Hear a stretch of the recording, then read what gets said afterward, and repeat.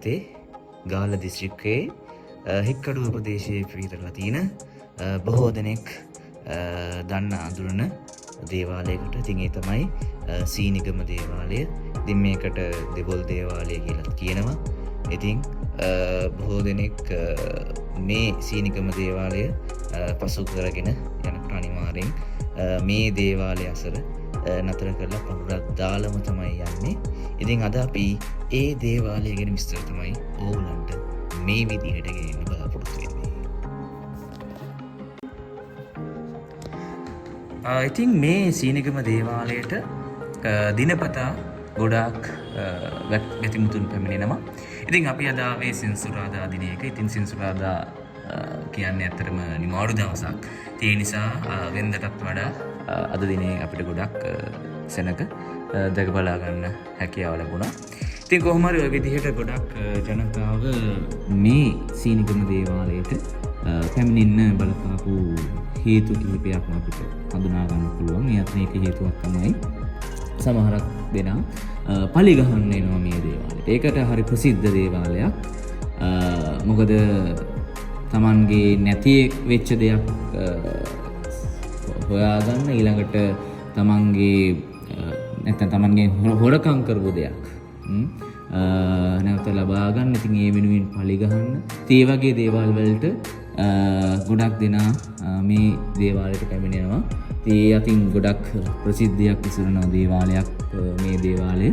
ඒ වගේම තමයි තව පිරිසක් පැමිණෙනවා තමන්ගේ තියෙන ඒ ලෙඩ රෝග සුව කරගන්න, මේ දෙවියන්ගේ ආශිර්වාදය ලබා ගන්නත් පැමිණෙනවා. ඒ වගේම තමයි මේ දේවාලයේ වැඳ පුදාගෙන ඒ දෙවියන්ගේ ආරක්ෂාව ලබාගෙන යන්නත් බැතිමතුන් මේ දේවාලයට දිනපතා පැමිණෙනවා. අපි දන්නවා දැන් සෑම දේවාලයකටම අධිපති දෙවියෙක් ඉන්නවා. ඒ වගේම තමයි මේ සීනිගම දේවාලයටත් අධිපති දෙවි කෙනෙක් ඉන්නවා. ඒ තමයි දෙවොල් දෙවියෝ. දෙවොල් දෙවියෝ තමයි මේ දේවාලයට අධිපති දෙවියන් විදිහට සැලකෙන්නේ. ඉතින් මේ දෙවොල් දෙවියන්ගේ ඉතිහාස කතාව කියනවා නම් දෙවොල් දෙවියෝ කියන්නේ ලංකාවේ දෙවි කෙනෙක් නෙමෙයි, ඉන්දියාවේ දෙවි කෙනෙක් කියලා තමයි සැලකන්නේ. ඉතින් ඒ දෙවොල් දෙවියෝ අපේ රටේ දකුණු ප්‍රදේශයෙන් තමයි ලංකාවට ගොඩ බැස්සා කියලා කියන්නේ. ඉතින් ඒ අනුව මේ සීනිගම ප්‍රදේශයෙන් තමයි මේ දෙවොල් දෙවියෝ ලංකාවට ගොඩ බැස්සා කියලා කියන්නේ. ඒ නිසා එය සිහිවීම සඳහා මේ සීනිගම දේවාලය පස්සේ කාලක ගොඩනගලා තියෙනවා කියලා තමයි කියන්නේ. ඉතින් ඇත්තට මේකේ මේ දේවාලයේ ඉතිහාසය ගත්තොත් අවුරුදු 800ක් 1000ක් වගේ ඈතකට මේ දේවාලයේ ඉතිහාසය දිව යනවා. අනිත් එක තමයි ඇත්තටම මේ දෙවොල් දෙවියෝ කියන්නේ එක පැත්තකින් රාවණා පෙළපතින් එන කෙනෙක් විදිහටත් හඳුන්වනවා. ඒ වගේම මේ දෙවොල් දෙවියෝ දක්ෂ වෙදදුරෙක් විදිහටත් මිනිසුන් අතර ජනප්‍රියත්වයක් හිමි කරගෙන තියෙනවා. ඉතින් ඒ නිසා තමයි අදටත් ජනතාව තමන්ගේ තියෙන විවිධ ලෙඩ රෝග සුව කර ගැනීමේ බලාපොරොත්තුව ඒ අරමුණ ඇතිව මේ දේවාලයට පැමිණෙන්නේ. මේ සීනිගම දේවාලය ගත්තට පස්සේ අපිට දකින්න ලැබෙනවා මුහුද දිසට වන්නට, ඒ කියන්නේ විරලේ ඉඳන් යම් කිසි දුර ප්‍රමාණයකින් පිහිටලා තියෙන කුඩා දූපතක තිබෙන දේවාලයක් අපිට දකින්න පුළුවන්. ඉතින් මේ දේවාලයට දියඹ දේවාලය කියලා තමයි කියන්නේ. මොකද මුහුද මැදයට වෙන්න වගේ තමයි මේක පිහිටලා තියෙන්නේ. ඉතින් මේකට අපිට යනවා නම් අනිවාර්යෙන් බෝට්ටුවකින් තමයි යන්න හැකියාව තියෙන්නේ.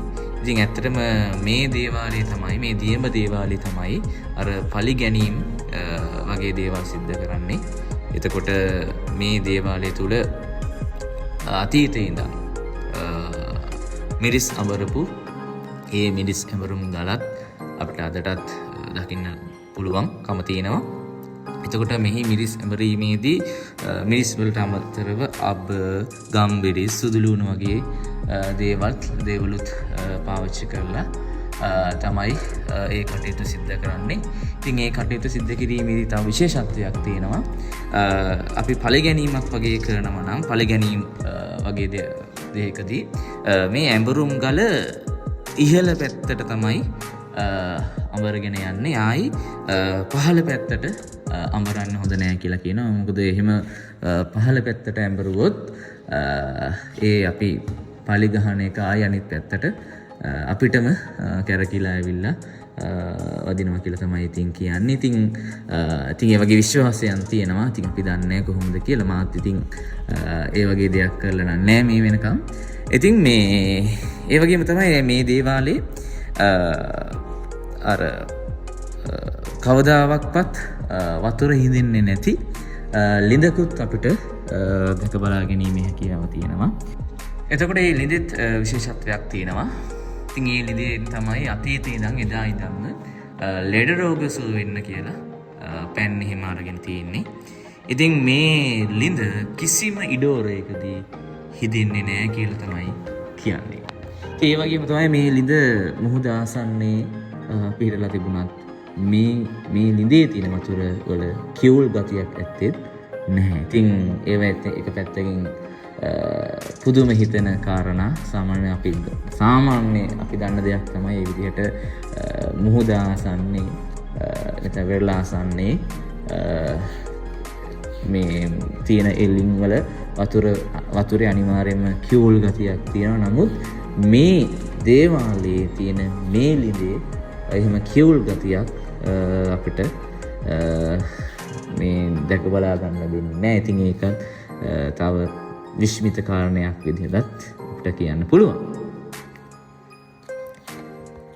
මේ දේවාලයේ මේ ගොඩක්ම ප්‍රසිද්ධියට පත් වෙලා තියෙන අර අයුක්තියට ලක් වූවන්ට යුක්තිය ඉල්ලන ස්ථානයක් විදිහට ගොඩාක් මිනිසුන් අතර ප්‍රසිද්ධියක් තියෙනවා. ඇත්තටම දෙවොල් දෙවියෝ කියන්නේ ඒ විදිහට යුක්තිය ඉෂ්ට කළ දෙන දෙවියෙක් කියලා තමයි මිනිසුන් අතර මතයක් හැදිලා තියෙන්නේ. ඉතින් ඒ වගේම දැන් මේ ප්‍රදේශවල ඉන්න දීවර ජනතාව ගොඩක් මේ සීනිගම දේවාලට ඇවිල්ලා ඒ බාරහාර වෙලා තමන්ගේ ඒ දීවර කටයුතු වල යෙදෙනවා. මොකද දෙවොල් දෙවියන්ගේ ආරක්ෂාව ඒ දීවර කටයුතු වල යෙදෙන ඒ දීවරයන්ට ලැබෙනවා කියලා ඔවුන් තුළ දැඩි විශ්වාසයක් තියෙන. ඒ නිසා ඒ දීවරයන් මුහුදු යන්න මත්තෙන් දෙවොල් දෙවියන්ගේ ආශිර්වාදය ලබාගෙන තමයි මුහුදු යන්නේ. ඉතින් මේ තව කාරණයක් තමයි දැන් මේ දේවාලය ගත්තට පස්සේ මේක ඉතිහාසයේ කතාවේ තියෙනවා. මේ අපේ වසඹ රජුරෝ විසින් මේ දේවාලය සත්මහල් ප්‍රාසාදයක් විදිහට කියන්නේ මහල් 7කින් යුක්තව ඉදි කළා තිබ්බා කියලා ඉතිහාසයේ කියවෙනවා. නමුත් ඉන්ද්‍රීසින්ගේ කාලයේදී මේ දේවාලය කඩා දමලා තියෙනවා. නමුත් පස්සේ කාලෙදී නැවතත් අපේ ජනතාව මේ දේවාලය නිර්මාණය කරලා තියෙනවා. කොහොම හරි ආයිමත් 1964 වර්ෂයෙන් තමයි නැවතත් මේ දේවාලය බැතිමුතුන්ගේ වන්දනාවට පාත්‍ර වෙන්න පටන් අරගෙන තියෙන්නේ. අපිට තව මේ දේවාලය තුල දැක බලා ගන්න තවත් සුවිශේෂී දෙයක් තියෙනවා. ඒ තමයි මණිමේඛලා දේව රූපය. ඉතින් ඒක තමයි ලෝකයේ පළමු වගේම එකම මණිමේඛලා දේව රූපය කියලා හඳුන්වන්නේ. එතකොට මේ මණිමේඛලා දේවිය පත්තිනි දෙවියන්ට පමණක් දෙවිනි වන දේවි කෙනෙක් විදිහට තමයි සැලකන්නේ. ඉතින් මණිමේඛලා දේවිය කියලා කියන්නේ ඇත්තටම මුහුදට අධිපති දේවගණ කියලා තමයි හඳුන්වන්නේ. ඒ නිසාම වෙන්නේ නැති අර එක පැත්තකින් දීවර ජනතාව මම කලින් කිව්වා වගේ දීවර ජනතාව මේ දේවාලයට ඇවිල්ලා බාරහාර වෙලා තමන්ගේ දීවර කටයුතු වලට යන්නේ. මොකද දෙවොල් දෙවියන්ගේ වගේම මේ මණිමේඛලා දේවියගේ ආශිර්වාදය ලබා ගන්න වෙන්නේ නැති මේ දේවාලයට ඔවුන් පැමිණෙන්නේ. ඒ වගේම තමයි මේ දේවාලයේ දැන් අවුරුදු 50කටත් වඩා එහා කාලෙක ඉඳන් කරගෙන ඉන්න පෙරහැර මංගල්‍යකුත් තියෙනවා. ඇත්තටම අපේ රටේ මහනුවර දළදා පෙරහැර, ඊළඟට කතරගම දේවාල පෙරහැර වුණාට පස්සේ ඊළඟට අපේ රටේ ප්‍රධාන පෙළේ පෙරහැරක් විදිහට අපිට මේ සීනිගම දේවාලය පෙරහැර අපිට හඳුන්වා දෙන්න හැකියාව තියෙනවා. එතකොට මේ අපි දන්නවා 2004 දෙසැම්බර් 26 වෙනිදා ලංකාවට දරුණු සුනාමියක් එල්ල වෙනවා. ඒතරේ සුනාමි අවස්ථාවේ අපි දකිනවා වෙරළාසන්නේ තිබිච්ච බොහෝ දේවල් විනාශ වෙලා යනවා. ඒතර මේ දේවාලයේ පිහිටි භූමියට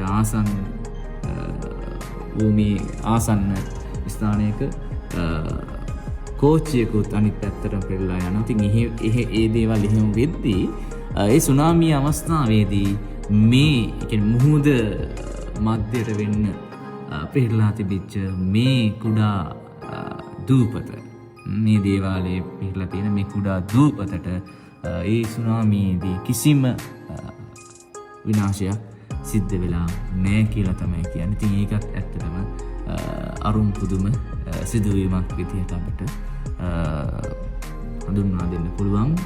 මේ අච්චර දේවල් වලට හානි වෙද්දිත් මේ දේවාලයට කිසිම හානියක් සිද්ධ වෙන්නේ නැහැ සුනාමි ව්‍යසනයේදී. ඉතින් ඒ දේවල් එහෙම වෙන්න ඇත්තේ ඇත්තරම මිනිසුන් විශ්වාස කරන ආකාරයේ ආනුභාවයක් මේ දේවාලය තුළ තියෙන නිසා වෙන්න ඇති කියලා තමයි අපිටත් විශ්වාස කරන්න වෙන්නේ. එතකොට දැන් ඔය විදිහට මේ සීනිගම දේවාලය ගත්තට පස්සේ සීනිගම දේවාලය හැරුණට පස්සේ අපිට මේ දේවාලය තුළ දකින්න පුළුවන් බුදුමැදුරක් එහෙම දකින්න පුළුවන්. ඒ වගේම බෝධීන් වහන්සේ නමකුත් අපේ බැතිමතුන්ට වන්දනාමාන කරන්න දිගු කලක ඉඳන් පවතිනවා. ඉතින් ඒ වගේම තමයි මේ දේවාල භූමිය තුල ධාතු මන්දිරයකුත් ඉදි කරලා තියෙනවා අපිට දැක බලා ගන්න පුළුවන්. ඉතින් ওই විදිහට ගත්තට පස්සේ මේ සීනිගම දේවාලය කියන අපිට පේනවා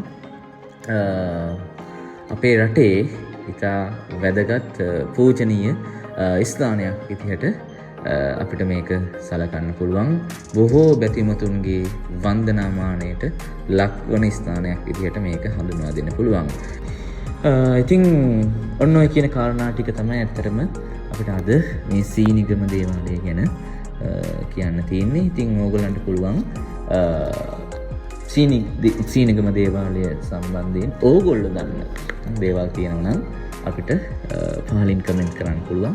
ඒ වගේම ඕගොල්ලන්ගේ අදහස්, යෝජනා, චෝදනා මේ හැම දෙයක්ම කමෙන්ට් කරන්න පුළුවන්. ඊළඟට වීඩියෝ එක හොඳ නම් ලයික් එකක් දාලා අපිව තවදුරටත් දිරිමත් කරන්න පුළුවන්. ඒ වගේම අපේ channel එකේ මේ ඉදිරියට පළවන වීඩියෝස් ඉක්මනින් ඔයගොල්ලෝ ගාවට ගෙන්න ගන්න. ඔයගොල්ලන්ට පුළුවන් අපේ channel එක subscribe කරලා තියාගන්න. මොකද එහෙම වුණොත් අපි අප්ලෝඩ් කරපු සැනින් අපේ වීඩියෝස් ඕගොල්ලන්ට දකබලා ගැනීමේ හැකියාව තියෙනවා. මොකද අපි තව ඉස්සරහටත් මේ වගේ වීඩියෝස් ඕගොල්ලන්ට ගෙන එන්න බලාපොරොත්තු වෙනවා. මීටත් වඩා වෙනස් වීඩියෝස් අපි අරගෙන බලාපොරොත්තු වෙනවා. ඉතින් එහෙනම් අපිත් එක්ක දිගටම රැඳිලා ඉන්න කියලා ඕගොල්ලන්ට බොහොම ආදරෙන් අපි ආරාධනා කරනවා. ඉතින් එහෙනම් අදට මම ඕගොල්ලන්ගෙන් සමුගන්නවා. නැවතත් මේ වගේ වීඩියෝ එකකින් හමු වෙමේ බලාපොරොත්තු ඇතුව එහෙනම් ගිහින් ඉන්නම්. ඕගොල්ලන්ට සුබ දවසක්.